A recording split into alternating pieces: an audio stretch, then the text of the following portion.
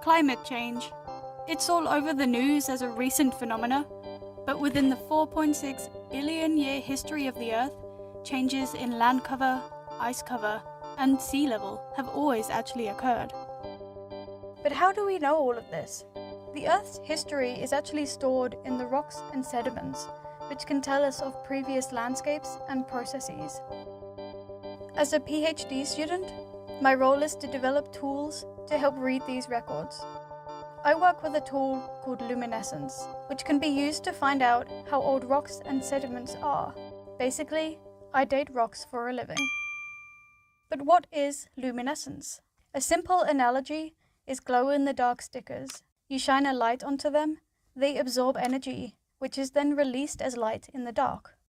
Well, in nature, rocks and sediments contain elements which radiate energy, which can be stored within specific minerals, acting like natural batteries. If we take this mineral to the lab and shine a particular laser at it, we can release this energy in the form of light.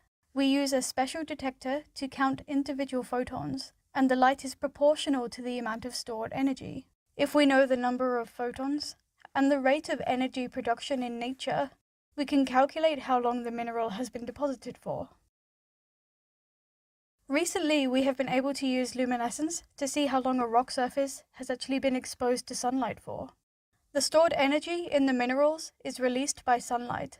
Over time, the light actually penetrates into the rock, emptying the battery to a deeper and deeper depth. If we can find out how deep the light has penetrated, we can use mathematical models to find out the exposure time. So where do I come in? I have been developing a way of taking images of luminescence.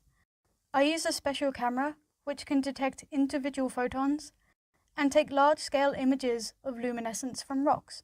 The measurements are fast and give me a much better understanding of the physical processes which give luminescence.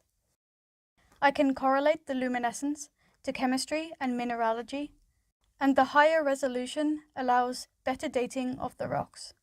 With this tool, we will be able to continue piecing together our global history and also maybe see what our future may have in store for us.